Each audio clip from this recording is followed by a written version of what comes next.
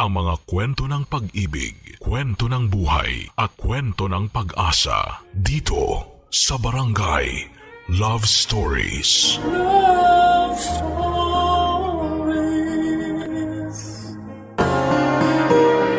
Marami sa atin ang kayang gawin ng lahat para sa pamilya. Minsan nasasakripisyo natin ang ating oras, lakas at mga sariling pangarap para lamang matiyak natin na maayos ang kalagayan ng mga mahal natin sa buhay. Ikaw, kabarangay, hanggang saan ang kaya mong isakripisyo para sa pamilya mo? Dear Papa Dudut, magandang araw po sa inyo. Ako po si Yvonne at kung sakali man pong mapili ninyo ang aking sulat ay sana ito ay magbigay ng inspirasyon sa ating mga kabarangay. Ako po ay tubong Baguio City at hindi po kami ipinanganak sa marangyang buhay. Pero sapat naman po ang kinikita ng mama at papa ko para matustusan ang pangangailangan namin sa pang-araw-araw. Ang tatay ko po ay isang supervisor sa isang kilalang restaurant sa Baguio, habang ang mama ko naman ay nagtitinda ng mga souvenirs sa palengke. Wala pong nakatapos ng kolehiyo sa pamilya namin. Kaya't sinabi ko sa sarili ko na balang araw ako ang magiging unang magtatapos sa kolehiyo sa pamilya namin. Pero pagkatungtong ko ng 17 years old, pumanaw ang tatay ko sa sakit na liver cancer. Masakit po ang mga nangyari, Papa Dudut, pero kinailangan naming magpatuloy sa buhay. Lalo pong naging mahirap ang lahat at ako po ay tumulong kay Mama sa pagtitinda ng souvenir para matustusan ang aming pang-araw-araw. Sa awa po ng Diyos, nakapagtapos ako ng high school. Ngunit sa mga panahong yon ay pakiramdam ko ay mauudlot ang pangarap kong makapagtapos ng kolehiyo dahil sa kakulangan namin sa pera. Kaya't nagpasya po muna akong magpatuloy sa pagtulong kay Mama sa pagtitinda ng souvenirs. Isang araw habang naghihintay ako ng customer sa pwesto namin, nag-scroll ako sa newsfeed sa social media ko nang makita ko ang isang job listing para sa isang call center na nag-hiring. Agad ako nag-send ng resume at dahil may karanasan na ako sa pagsasalita ng Ingles. Salamat na rin sa pakikipag-usap ko sa mga banyagang customer na bumibili ng souvenir sa amin ay naging mas confident ako. Over the phone lang po ang interview at sa awa naman ng Diyos ay nakapasa ko. Sobrang saya ko po ng mga panahong yon at pakiramdam ko sa wakas ay matutupad na ang lahat ng mga pangarap ko. Para sa pamilya ko at para sa sarili ko. Kaya't hindi ko na po pinalampas kaagad at agad kong ibinahagi ang magandang balita kina Mama at sa mga kapatid ko, Papa Dudut.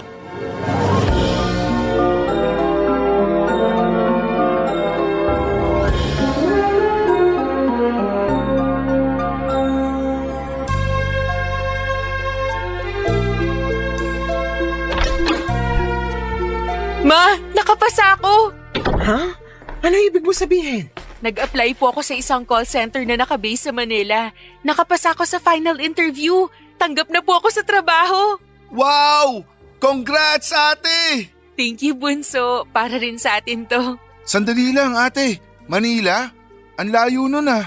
Ba't di ka nalang mag-apply sa mga call center dito sa Baguio? Mas malaki kasi ang offer sa Manila. Mas mabilis matutupad ang mga pangarap natin pag doon ako magtatrabaho, Bunso. Alam mo naman na matagal na natin gustong magkaroon ng sariling negosyo. Para sa ganun, hindi na namin kailangan ni Mama na magbenta ng mga souvenirs sa palengke. Kung sa bagay, tama ka dyan. Sige nak, ikaw bahala. May tiwala naman ako sa'yo eh. Nga po pala, Ma. Gusto ko na rin po sanang pag-aralin si Rafi sa kolehiyo sa susunod na pasukan. Talaga, ate? Oo, Bunso. At ako na ang sasagot sa tuition fee mo. Iba pa rin talaga pag nakapagtapos. Kaya mag-aral ka ng mabuti, ha? Gusto kong siguraduhin na maganda ang magiging kinabukasan mo. Pangako po, ate. Mag-aaral ako ng mabuti. Thank you talaga. Huwag po kayong mag-alala dahil magpapadala rin po ako sa inyo. Sige anak, salamat ha. Maaasahan ka talaga. Ay nga pala, nakahanap ka na ba ng titirahan mo sa Manila? Kinausap ko na po yung dati kong kaklase sa high school tungkol dyan. Uupa po ako ng kwarto doon sa tinitirhan niyang boarding house sa QC. Mukhang planado mo na nga ang lahat ng tuwa. Sige anak, basta mag-iingat ka doon. Opo ma, simula nung namatay si tatay, wala na akong ibang hinangad at ginusto kung hindi ang guminhawa tayo sa buhay. Ayoko na habang buhay na lang po kayo nagtitinda ng mga souvenir sa palengke. At pag nakaipon na po tayo, magtatayo tayo ng maliit na sari-sari store. Naiintindihan kita anak. Kahit ako, sawang-sawa na rin ako sa buhay na isang kahig isang tuka. Wala rin naman akong magawa kasi hindi naman ako nakapagtapos sa pag-aaral. Huwag kang mag-alala ma, hindi pa huli ang lahat. Pag nakapagtapos na si Rafi sa kolehiyo, ako naman ang babalik sa pag-aaral. At unti-unti na rin nating papalakihin ang matagal na nating pinapangarap na sari-sari store. Mabuti naman kung ganun nak. Teka lang ate, sigurado ka na ba na gusto mong magtrabaho sa call center? Marami ako naririnig na mga kwento tungkol dyan. Bisyo, kabitan, mga nangungutang na hindi nagbabayad at kung ano-ano pa. Hindi lang call center ang may ganun, bunso. Kahit anong trabaho pa yan, talagang may mga challenges. Ang mahalaga, matutunan mong mag-handle ng pressure at hindi ka matatangay ng mga maling gawain. Kaya natin to. Pero kakayanin mo ba talaga ang puyat, ate? Kakayanin ko syempre para sa'yo at para kay mama. Masaya ako nak na sa wakas. Matutulungan mo na rin kami ng kapatid mo. Alam mo naman, hindi na ako bumabata. Ikaw na lang talagang natitira naming pag-asa eh.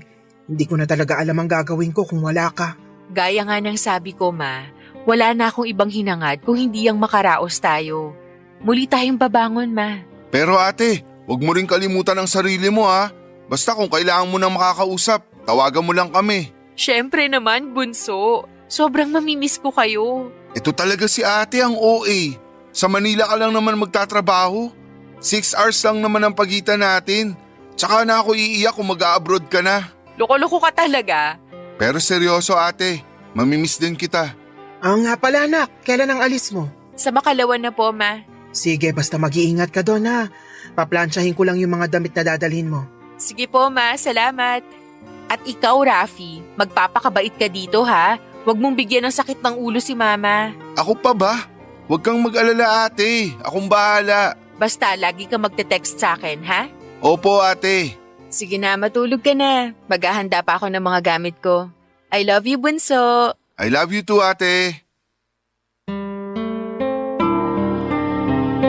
Agad akong lumuwas papunta ng Maynila noong Makalawa at sinundo ako ng isang kaklase ko sa bus terminal. Magaan naman ang mga unang linggo ko sa boarding house. At buti na lamang at napakiusapan ko ang may-ari ng boarding house na pumayag na bayaran ko siya kapag dumating na ang unang sahod ko. Maayos rin naman ang takbo ng trabaho ko sa call center at kalaunan ay nakapasa ako sa training at naging regular na empleyado. Pero papadudot, ang hindi alam ni na Mama at Rafi ay hindi pala ganong kalaki ang sahod. Lalo na kung baguhang ka lamang at wala pang experience. Marami kasi ang nag-iisip na kapag call center ay malaki kaagad ang kita at akala ko ay ganon din nung muna. Pero nang dumating ako sa Maynila para pumirma ng kontrata ay doon ko lang nalaman na hindi pala ganong kalaki ang offer. Lalo na sa mga bago sa industriya. At lalong-lalo na kung marami kang pinagkakagastusan. Wala akong naging choice noon dahil karamihan sa mga hiring na call center ay naghahanap ng mga applicants na second year college level at pataas. Naisip ko na lamang ng mga panahon yun na sobrang swerte ko at nakahanap ako ng kumpanya na tumatanggap ng high school graduate. Sa kabila ng mga pagsubok ay hindi ko pa rin tinigilan ang pagtupad sa mga pangarap ko. Hindi ko na mabilang kung ilang beses din akong nag-overtime para makapagpadala ng pera kay Rafi para sa pag-aaral niya at kay Mama para sa pangarap namin na magkaroon ng sari-sari store. Halos wala nang natitira sa sahod tuwing kinsenas. Sakto lang para sa pagkain ko, upa sa boarding house at konting savings. Pero iniisip ko na lamang na balang araw, magkakaroon din ng saysay lahat ng sakripisyo ko at hindi magtatagal ang ganitong sitwasyon. Nakasanayan ko na ang ganitong buhay pero hindi ko akalain na isang araw ay magbabago ang lahat ng dahil sa isang pangyayari na hindi ko po inaasahan. Nilooban yung boarding house namin at kasali sa mga ninakaw na mga kawatan ay yung perang naitabi ko galing sa sahod ko na i-deposit ko sana sa bank para sa savings ko. Para po akong pinagsakluban ng langit at lupa noong araw na mangyari yon. Hindi ako mapalagay pero syempre kinailangan ko pa rin magtrabaho ng gabing yon. Nang mga sandaling yon ay napansin ni Anthony, ang pinakamatalik kong kaibigan at katabi sa trabaho, na may mabigat ako na iniisip. Pero hindi ako ang tipo ng tao na nagsishare ng problema. Kaya itinago ko yung tunay kong pinagdadaanan ng mga panahong yon, Papa Dudut.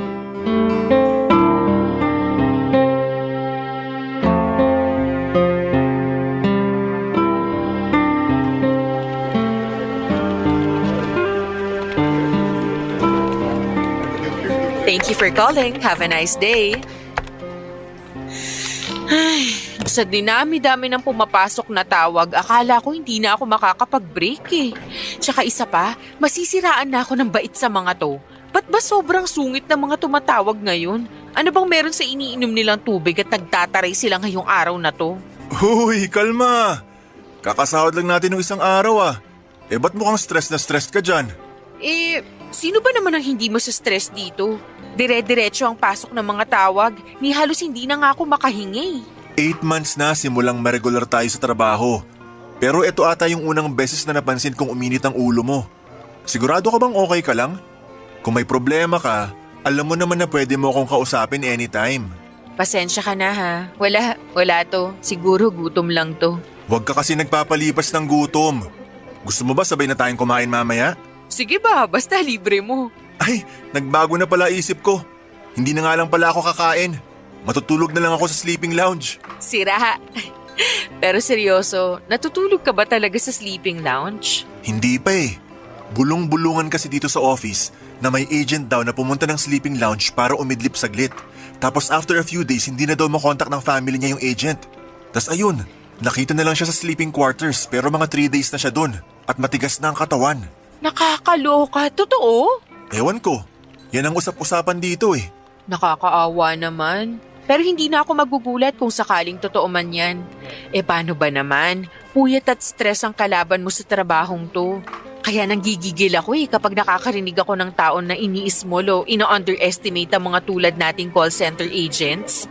Kung tutuusin, wala rin naman silang alam. Naiintindihan kita, sobra. Yung pinsan ko kasi, sinasabing para raw sa mga walang utak yung pagkatrabaho sa call center. Pero di ko nalang pinapansin. Kasi di niya pa naman nararanasan na maging call center agent eh. Baka naiinggit lang siya sa'yo kasi hindi siya nakakapasa ng interview. Biro lang. Pero seryoso, kung tutuusin nga, sa training pa lang, ang dami mo nang dapat aralin eh. Tapos akala ba nila na madali yung tipong kailangan dinig na dinig sa boses mo na masaya ka tuwing kinakausap mo yung customer? Hindi naman sa lahat ng oras masaya tayo, di ba? Ang lalim ng hugot mo ah. Pakiramdam ko talaga may pinagdadaanan ka eh. Sabihin mo na kasi sa akin, ano ba yun? Alam mo, ikaw, ang kulit mo. Eto naman, di na naman ako ibang tao sa'yo, di ba? Ang tagal-tagal na natin magkatabi at magkasama sa trabaho. Kaya sige na, makikinig ako sa'yo. Kahit ano pa yan. Ikaw, kalalaki mong tao pero tsismoso ka. Uy, grabe ka naman sa akin. Di ba pwedeng concerned lang ako sa'yo? Yung isa kasi nating katrabaho, gusto sana manghiram ng pera. Pero wala naman akong maipapahiram sa kanya. Kaya yun, nag-aalala ako na baka nagalit na sa akin yun. Nako, hayaan mo siyang magalit. Usong-uso dito yan eh. Paano ba naman? Kung tutuusin, pare-pareho lang naman tayo nagpapakapagod sa trabaho. Tas yung iba dyan, manlalamang pa sa kapwa nilang call center agent. Pakiramdam ko kasi yung iba dyan may lifestyle na hindi nila afford. Kaya yan, nababaon sa utang. Mismo, kaya ikaw, iwasan mo ang mga utang-utang na yan ha. Ayoko kasing ma-stress ka. Sayang naman yung maganda at cute mong mukha kung masisira lang ng dahil sa stress. Mahiya ka nga, napaka-corny mo naman. Wala na tayo sa high school, no? Alam mo ikaw, ang sama-sama at ang sungit-sungit mo sa akin. Kakampi mo kaya ako dito. Ganun ba? Mukha ka kasing kaaway eh. Nakakarami ka na ha. Pero pasalamat ka wala ako sa mood makipagbardagulan sa'yo. Napuyat kasi ako kagabi. Paano ba naman? May construction sa tapat ng bahay namin. Sobrang ingay. Di ako nakatulog ng maayos. Hala, paano yan? Buhay ka pa kaya pagkatapos ng shift natin? May 7 hours pa bago matapos ang shift natin, oh. Ang samahan mo talaga sa akin. Sarap mong kuruting sa pisngi. Siguro matutulog na muna ako sa sleeping lounge. May 10 minutes pa naman bago matapos ang break natin. Sana tabihan ka ng multo. Ipagdasal mo na lang na sana gisingin ako ng multo 10 minutes from now. Siya nga pala, may 10 minutes pa oh. Di ka man lang ba lalabas ng opisina? Okay na ako dito. Antayin ko na lang na matapos ang break natin. Sige, ikaw bahala. Mauna na ako sa'yo ah. Balikan kita after 10 minutes. Naku, kahit wag na. Pagkatapos ng usapan namin na yon ni Anthony Papadudut, may pumasok na ideya sa isipan ko. Wala na akong natirang pera ng mga panahong yon, saktong-sakto lang yung pera ko para sa pamasahe at pagkain. Kaya naisip ko na mas magiging magaan ang buhay ko kung hindi ko na kailangang magbayad ng pamasahe. Kaya naman nakapag-decide na ako na matulog na lamang sa sleeping lounge ng company namin. Pagkatapos ng shift ko noong araw na yon ay nagpaalam ako sa landlord nang inuupahan kong boarding house na aalis na ako at tumuloy na ako sa call center. Buti na lamang at kokonti lang ang gamit ko kaya nagkasya lahat ng damit ko sa locker. Siguro magtataka ang mga kabarangay natin kung bakit hindi na lamang ako naghanap ng mas murang boarding house o bed spacer. Siguro dala na rin ng trauma sa dati kong boarding house at para iwas na rin sa traffic ng Metro Manila. Hindi naging madali ang buhay sa sleeping lounge. May aircon at foam nga pero wala kang privacy at wala ring work-life balance. Hindi mo na malalaman kung tapos na ba talaga ang shift mo kasi pakiramdam mo ay nasa trabaho ka pa rin kahit tapos na yung shift mo. Marami ang napansin at nagtaka kung bakit madalas akong nasa loob ng call center. Siyempre para makaiwas sa mga tanong ay nagdadahilan na lamang ako na sa Bulacan pa ako umuuwi. Kaya sa sleeping lounge na lamang ako tumatambay. At sa kabutihang palad ay napapaniwala ko naman sila ng mga panahong yon. Kung iniisip ninyo na yumayaman na ako mula nang sa sleeping lounge ako matulog ay nagkakamali kayo. Konting pera na lamang ang natitira sa akin noon kasi regular ako nagpapadala kay mama para sa sari-sari store na pinapatayo namin. At kasabay noon, nagpapadala din ako kay Rafi para sa tuition fee at sa allowance niya. Pero sa mga panahong yon ay iniisip ko na lamang na darating ang panahon na hindi ko na kakailanganing matulog sa sleeping lounge. Alam ko na darating ang araw na magbubunga rin lahat ng mga pagsasakripisyo ko ng mga panahong yon, Papadudut. Barangay Love Stories. Barangay Love Stories. Sa kabila ng lahat ng pagod, Papadudut, ay may isang tao na naging dahilan ng mga ngiti ko. At yun ay walang iba kundi si Anthony. Tuwing kasama ko siya ay parang nawawala lahat ng pag-aalala at pressure sa buhay ko. Mas nagiging excited akong pumasok sa trabaho dahil sa kanya. Ang sweet din niya, Papadudut, dahil tuwing may problema ako sa customer ay agad niya akong tinutulungan at ganon din naman ako sa kanya. Yung mga simpleng asaran at kwentuhan na nagsimula lang sa mga biro ay unti-unti ay naging daan para magkaroon ako ng mas malalim na concern kay Anthony. Hindi ko namamalayan, Papadudut, pero sa bawat araw na lumilipas, mas nagiging bukas ako sa kanya. At tuwing uma-absent siya ay nararamdaman ko yung kaba at pag-aalala sa dibdib ko. Parang may kulang sa araw ko kapag hindi ko siya nakikita. At hindi ko na rin namamalayan na parati ko na siyang kinakamusta.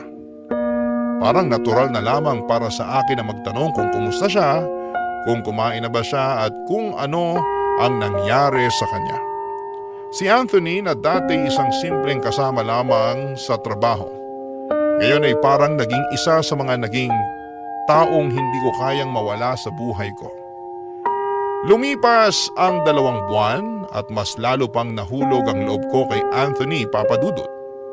Pero sa totoo lang, nalilito ako noong mga panahong yon.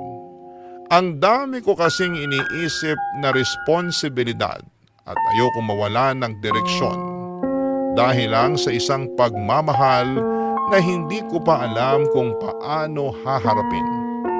Kaya hindi ko nagawang aminin kay Anthony ang tunay na nararamdaman ko para sa kanya.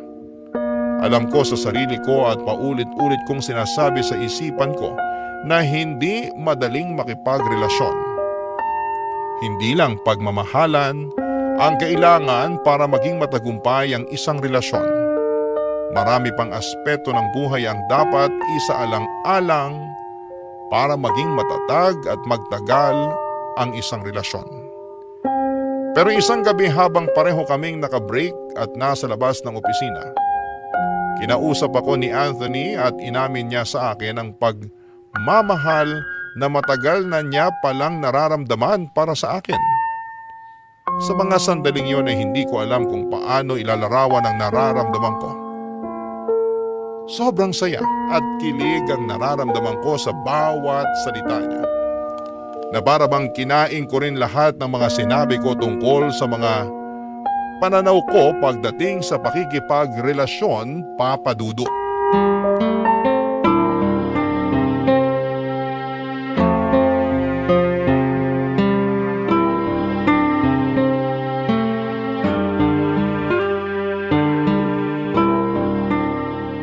Yvonne, sandali lang. Oh, bakit? Anong kailangan mo? Babalik ka na ba sa loob ng opisina? Anong tingin mo sa akin, tagapagmana ng kumpanya? Meron pa akong 12 minutes bago matapos ang break, no? Kung ganon, pwede ba kitang makausap? May kailangan akong sabihin sa'yo. Eto naman, ba't napakaseryoso mo? Magre-resign ka na ba? Oh, hoy, huwag mo sabihin magre-resign ka na. Hindi yun, ano ka ba? So ano, mangungutang ka ba? Naku, tigil-tigilan mo nga ako. Heto naman, makinig ka kasi muna sa akin. Bakit ba? Ano ba yun, ha? Ano kasi, Ano? Yvonne, Nakakaloka, huhulaan ko pa ba kung anong nasa isip mo? mahal kita. Ano? Matagal na kitang mahal. I'm sorry pero kakapalan ko ng mukha ko. Ni minsan hindi ka nawala sa isip at puso ko, Yvonne.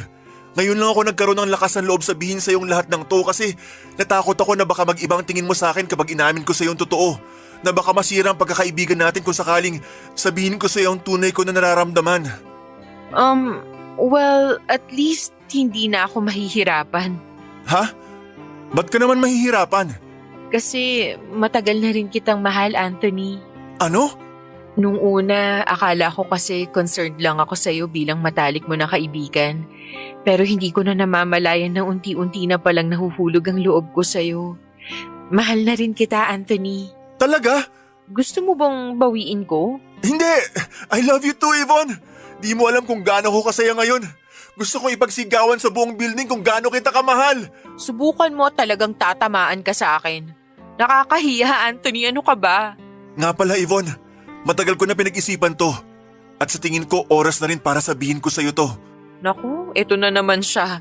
Maghuhulaan na naman kami. Ano ba yan? Tao? Bagay? Hayop? Di rin naman kasi ganun kadali sabihin to, no? Sige na, wag ka nang mahiya. Ano ba yun? Pwede ba kitang ligawan? Depende. May asawa ka na ba? Ha? Dahil kung liligawan mo ko, siguraduhin mo lang na single ka.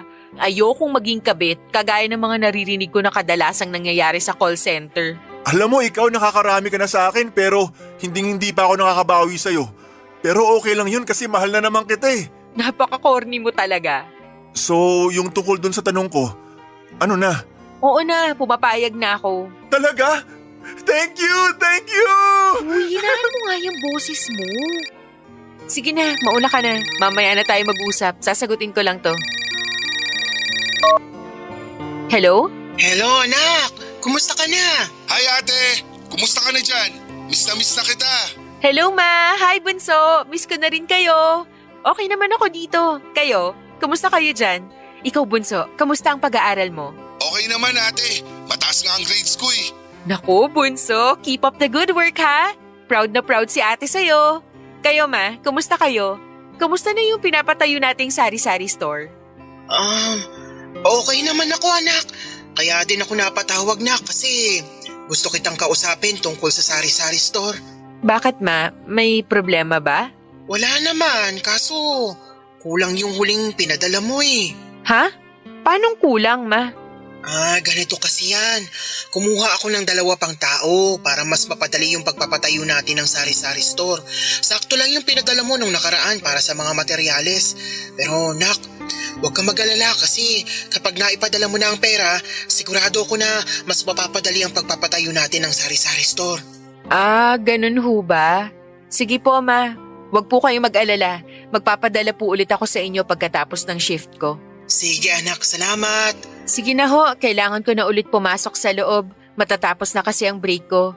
Ma, I love you. Salamat nak, love you too. Bunso, magpakabait ka dyan ha. No problem ate, I love you. Papa Dudut, parang ako na ata ang pinakamasayang babae sa buong mundo ng araw na yon. Sa wakas ay inamin na rin ni Anthony sa akin na mahal niya ako at sa wakas ay malapit na rin matapos ang matagal kong pinapangarap na sari-sari store para kay mama. Hindi ko na mabilang kung ilang beses akong nag-overtime at ilang beses kong tinipid ang sarili ko para mapabilis ang mga plano ko sa buhay. Kasi mas gusto ko talaga na magnegosyo habang pinapaaral si Ravi, at least sa Baguio. Kahit maliit lang ang bahay namin, may bahay kami at higit sa lahat ay magkakasama kami.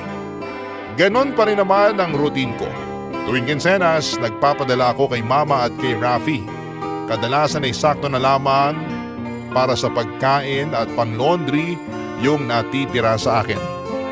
Pero kahit papaano, may kakarampot na savings pa rin ako. Salamat na rin sa sleeping lounge na tinutuluyan ko. Lumipas sa mga linggo at niligawan na ako ni Anthony. Siguro'y marami sa mga kabarangay natin ang magtataka kung bakit sa sleeping lounge pa rin ako natutulog ng mga panahon na yon at bakit hindi na lamang ako tumuloy kina Anthony. Well, hindi ko pa kasi nasasabi sa kanya ang tunay kong sitwasyon. Ang pinakaayoko kasi sa lahat ay yung pakiramdam na nagiging pabigat ako sa ibang tao. Kaya naisip ko na mas makakabuti siguro kung walang makakaalam tungkol doon sa mga panahong yon. Pero kahit na ganoon ay naging masaya naman ako at matiwasay ang buhay ko. Hanggang isang araw, maglalag-in na sana ako sa computer ko nang bigla akong pinatawag ng supervisor namin. Sinabihan ako na huwag mag-log-in at pinatawag ako for one-on-one meeting. Doon ko nalaman na ite-terminate na raw nila ako kasi hindi ko na raw na-achieve ang quota na kailangan ng kumpanya. Nagulantang ako sa mga narinig ko kasi maganda naman ang performance ko ng mga nakaraang linggo at buwan. Talagang hindi lamang ako sineswerte ng isang linggong yon, kaya hindi ko natamaan ang quota ko. Hindi naman kasi laging maganda ang performance ng isang agent at may mga pagkakataon na hindi mo na kontrolado ang sitwasyon. At alam ko na marami sa ating mga kabarangay na call center agents ang makaka-relate dyan.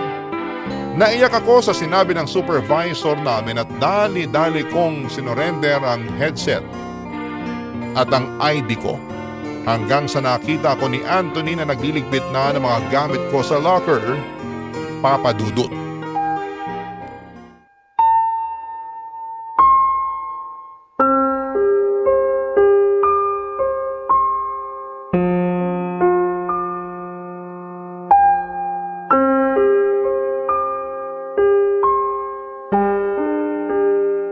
Uy, mahal!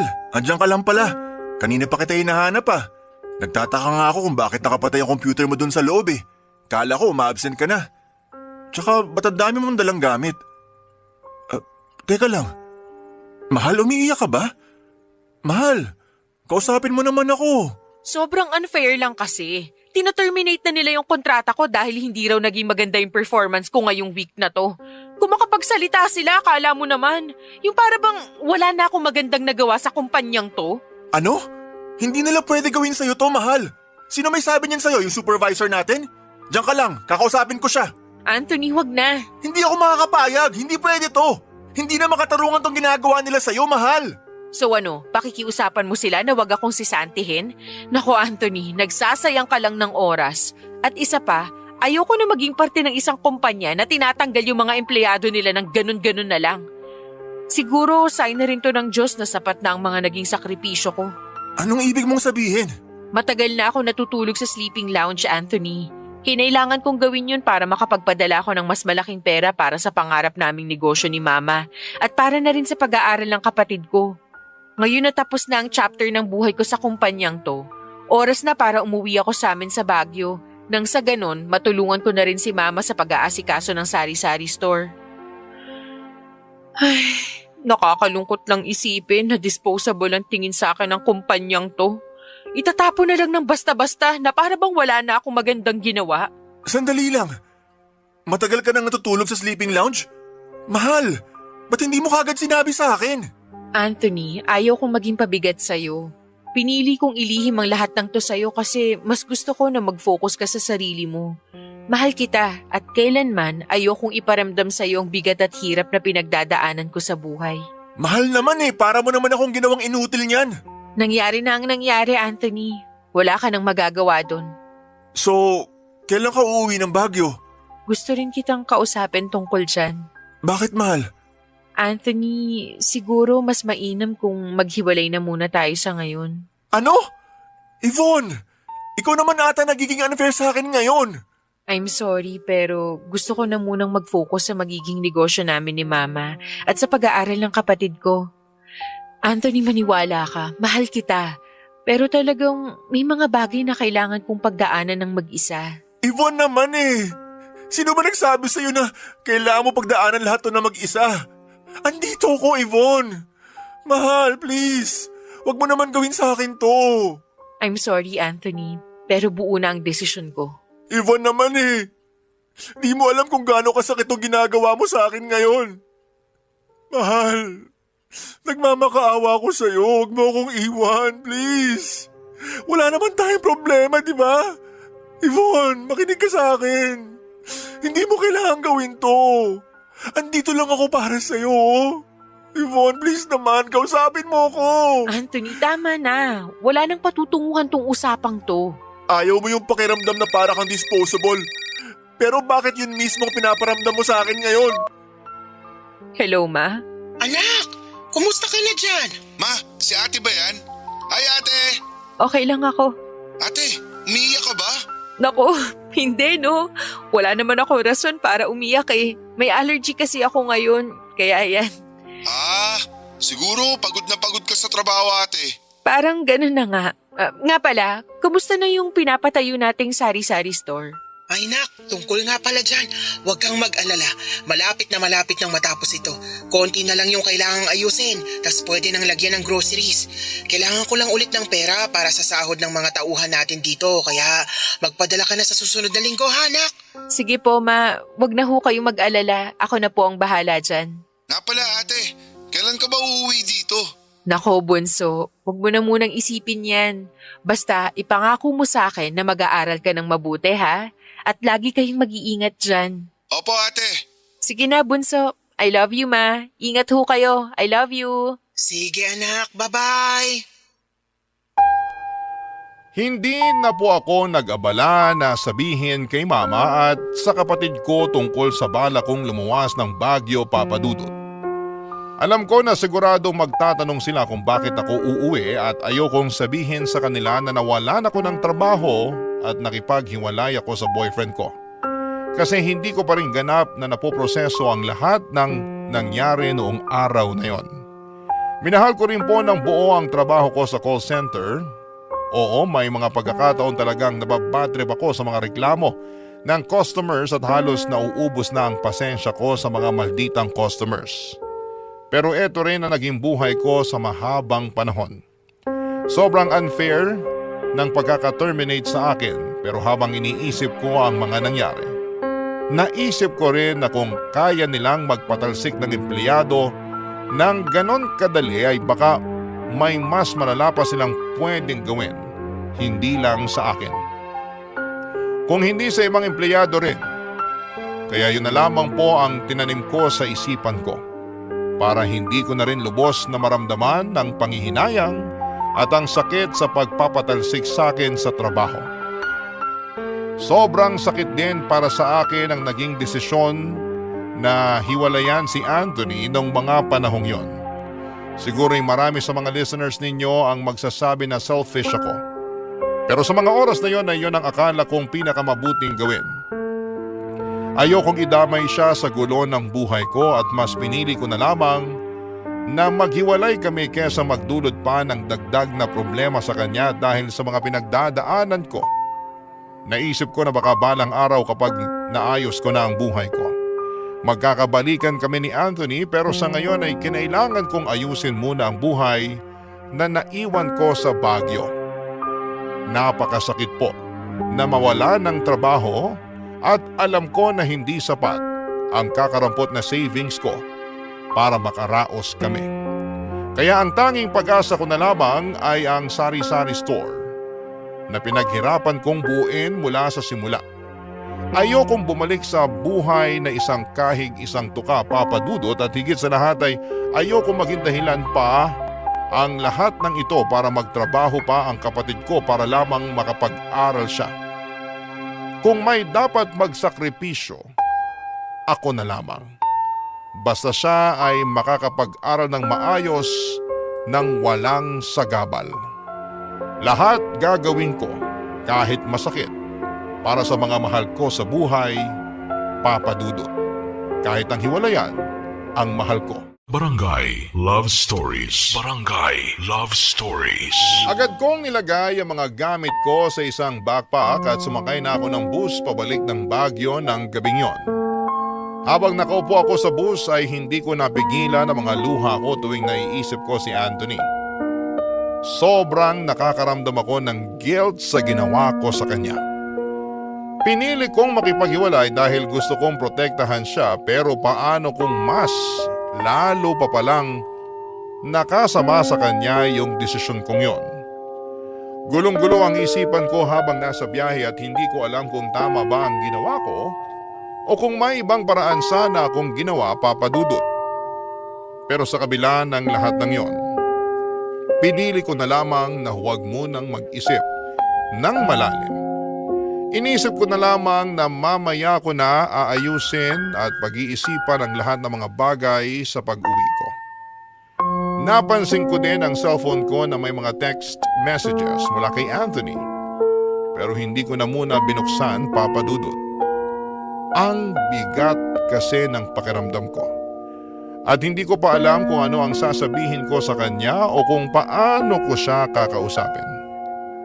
Gusto ko munang mag-isip ng maayos kasi ayokong magpadalos-dalos at masaktan ko siya nang hindi ko intensyon. Natatakot ako na baka magkasakitan pa kami kung hindi ko siya mabigyan ng tamang sagot. Hindi ko alam kung ano ang susunod na hakbang at iniwasan ko munang buksan ang mga mensahe niya dahil alam ko na ang damdamin ko sa oras na yon ay masyadong magulo pa. Ramdam ko ang sakit sa dibdib tuwing sumasagi si Anthony sa isipan ko. Tinutokso ako ng konsensya ko. Nagdududa kung tama ba ang mga naging desisyon ko. Kung tama bang iwasan siya para hindi siya madamay sa lahat ng mga nangyari. Pero Papa Dudut, hindi ko po akalain na may mas matinding kurot pa palang darating.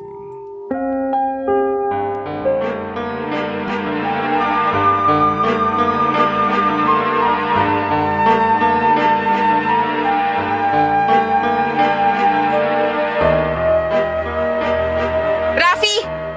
Ate? Kailan ka pa natutong uminom at manigarilyo, ha?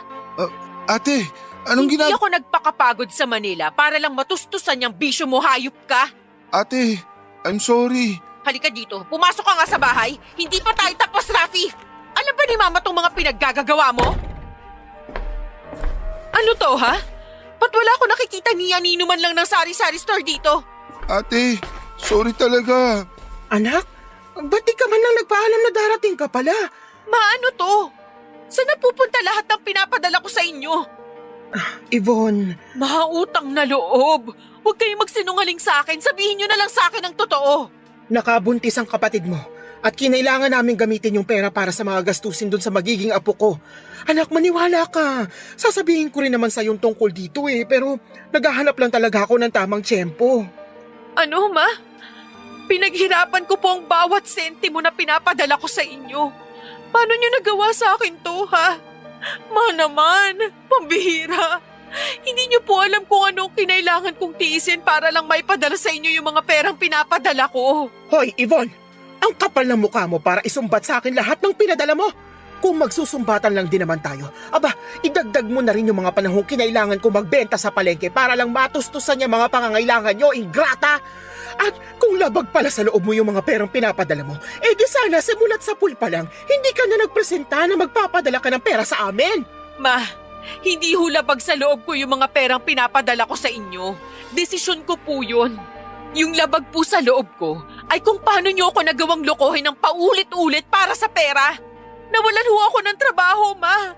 Yung sari-sari store na lang po yung natitira ko na pag-asa para kahit papano makaahon man lang tayo sa hirap ng buhay, pero wala na. Lahat ng mga pangarap natin wala na. Naiintindihan niyo ba yon, ha, Ma? Sige na, oo. Kasalanan ko na hindi ko kaagad sinabi sa'yo yung tungkol sa magiging apo ko. Nagulat din ako nung sinabi sa akin ni Rafi na nakabuntis siya pero wala na tayong magagawa doon. Isipin mo na lang na nakatulong yung perang pinadala mo sa magiging pamangkin mo. Ma, naririnig niyo ho ba ang sarili niyo?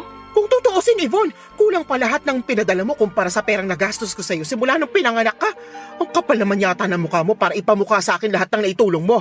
Ma, pasensya ka na pero masisiraan na ho ako ng bait pag nagtagal pa ako dito. Ate, I'm sorry. Pinagkatiwalaan kita, Rafi. Ginawa ko ang lahat para makapagtapos ka ng kolehiyo kasi ayoko matulad ka sa amin ni Mama pagtanda mo. Ayokong maranasan mo yung pakiramdam na hindi ka man lang makaalis sa trabahong sobrang miserable dahil wala kang choice kasi hindi ka nakapagtapos. Pero anong ginawa mo? Tinapon mo lahat ng pangarap ko para sa'yo, hayop ka. Paano mo nagawa sa akin to? Paano? Ate, please. Patawarin mo na ako. I'm sorry. Hindi ko talaga sinasadya. Yung pagsisinungaling nyo ni Mama sa akin, hindi nyo rin ba sinasadya yun? Ha? Sinadya nyo pareho yung panlulokong ginawa nyo sa akin eh. Hindi yun aksidente. Choice nyo pareho yun. Choice nyo pareho ang paikutin ako. Tama na, ayoko na. Yvonne, bumalik ka rito! Ate, saan ka pupunta? Wag nyo ako susundan. Ayoko na makita yung mga pagmumukha nyo.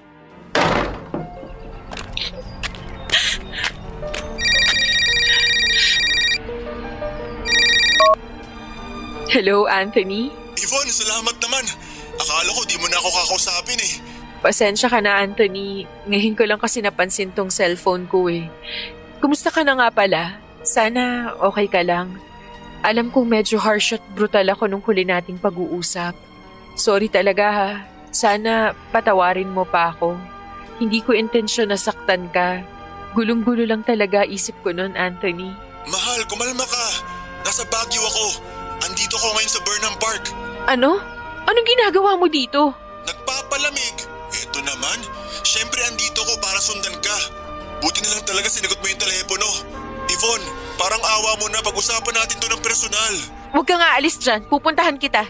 What if puntahan na lang kaya kita sa bahay nyo? Ibigay mo na lang sa akin ang complete address mo. Nako, wag na. Antayin mo ako. Papunta na ako dyan.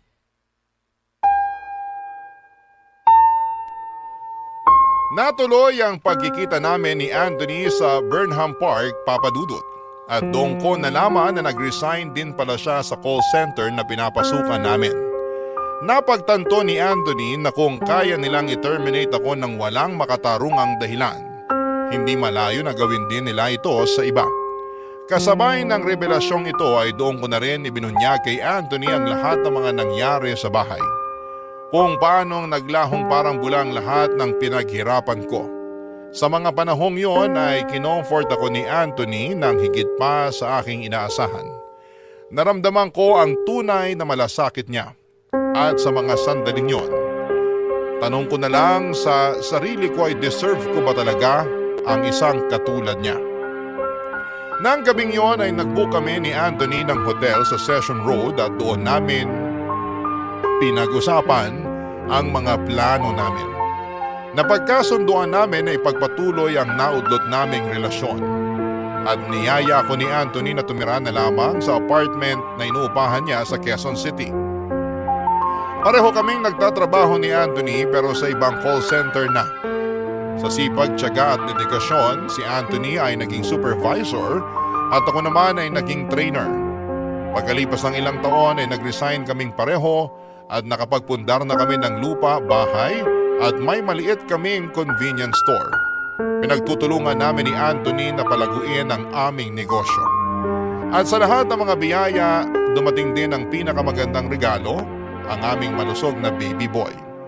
Ngayon ay masaya at tahimik na ang buhay namin ni Anthony at ang baby boy namin na pinangalanan naming Jeremy. Ngunit may mga pagkakataon pa rin na naiisip ko si mama at ang kapatid ko. Para bang may kaunting galit pa rin ang puso ko tuwing naaalala ko kung ano ang ginawa nila sa akin. Nakakalungkot kasi hindi ko inaasahan na ang pangarap kong buhay para sa aming tatlo ay ibang tao pala ang makakasama ko sa pagkamit nito. Simula nang lumayas ako sa bahay namin ay hindi ko na narinig ang mga boses nila. Ni minsan ay hindi nila ako tinawagan pero nanatili kaming friends ng kapatid ko sa social media. At habang nakikita ko sa mga photos niya na ligtas sila ni mama, iniisip ko na lamang na okay na sa akin yon. Hanggang isang araw sa isang pangyayaring hindi ko inaasahan.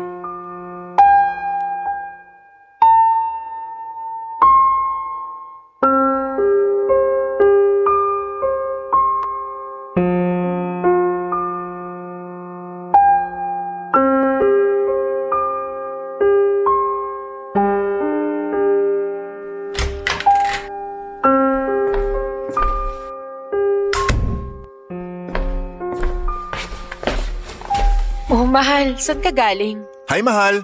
By the way, may mga bisita ka. Anthony, sina Mama Trafi yan ah. Paano nila nalaman ang address natin? Sabihin mo sa akin, ikaw ba may kagagawa nito? Mahal, I'm sorry pero 5 taon ang nakakaraan simula nung lumayo ka sa kanila. Tuwing kinakausap kita tungkol sa kanila, hindi mo naman ako sinasagot. Pero bilang asawa mo, alam ko na matagal ka na rin binabagabag ng isipan mo. At alam ko na kahit may galit ka pa rin dyan sa puso mo, hindi naman nawala yung concern mo para sa kanila. Kaya naisipan ko na ibigay kay Rafi yung address natin sa social media para at least magkaroon man lang kayo ng closure. Closure? Sa susunod, yung bibig mong i-close mo. Kalalaki mong tao pero sobrang daldal mo. Pero tama ka, mahal. Oras na din siguro para harapin ko sila. Sige mahal, kaya mo yan. Ako na magbabantay kay Jeremy dito sa loob. Sige na, harapin mo na sila.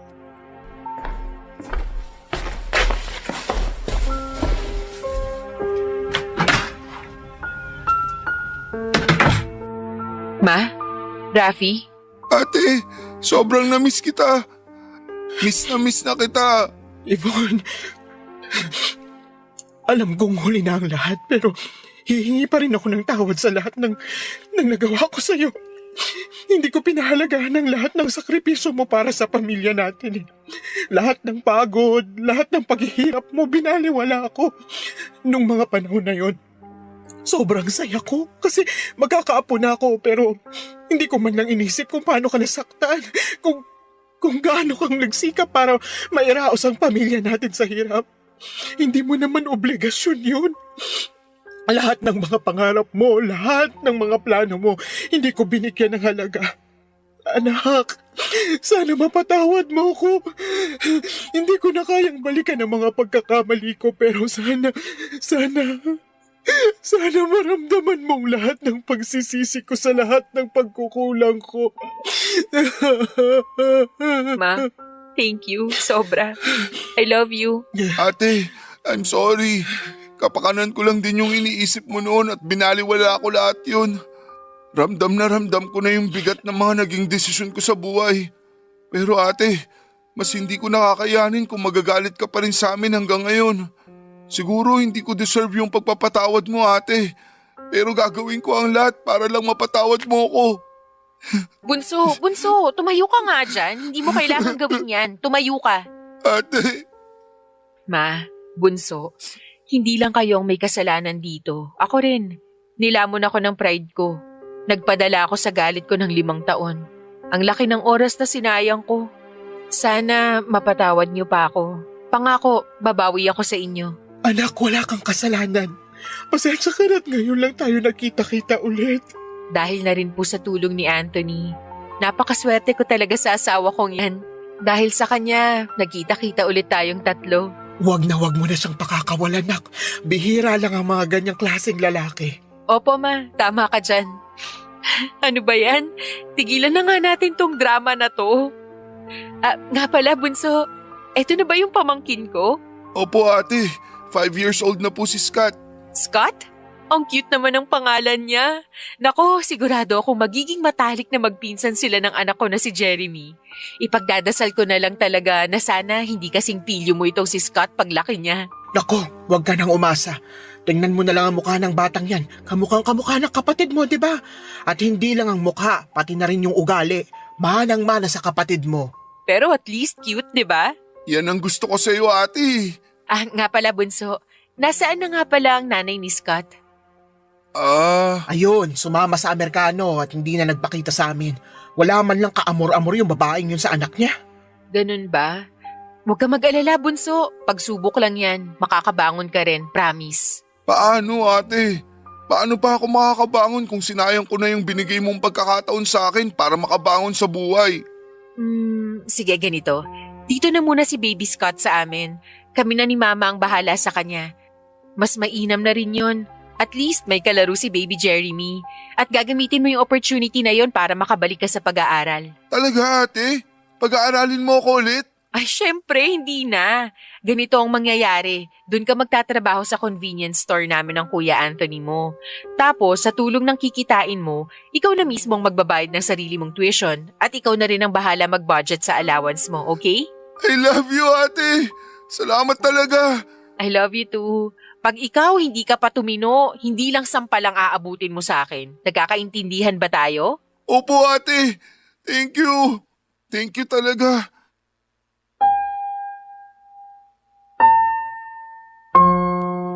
Okay na kami ng pamilya ko, Papa Dudut. Si Rafi ngayon ay nasa kolehiyo, kumukuha ng architecture at nagtatrabaho pa rin sa convenience store namin.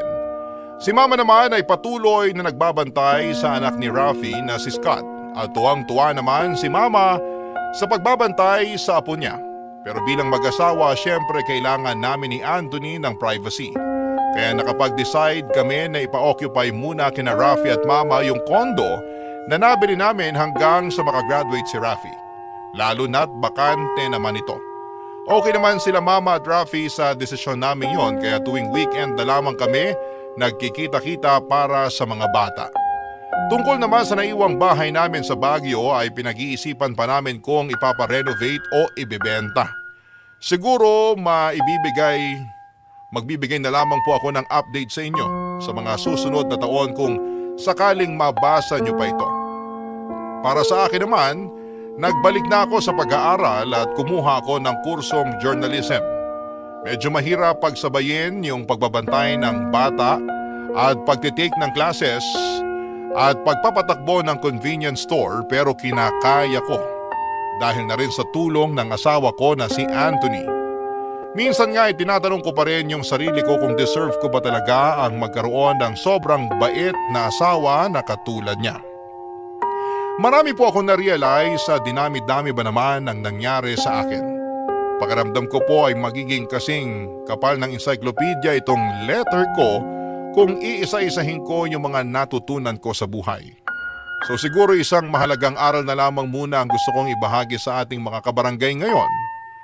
Sa pagiging magulang ko ay na-realize ko na ang pagiging magulang ay hindi lang isang responsibilidad, kundi isang malalim na pagdedesisyon na may malaking epekto hindi lamang sa atin kundi sa mga anak natin, sa kanilang kinabukasan at maging sa komunidad.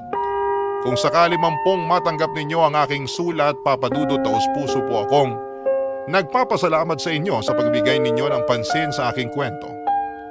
Ang inyong forever kapuso at kabarangay, Yvonne. Barangay LS 97.1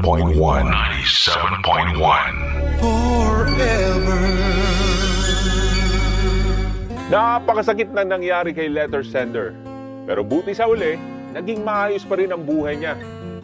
Anong say mo sa Barangay Love Stories na ito? Pagkwentuhan natin sa comment section yan.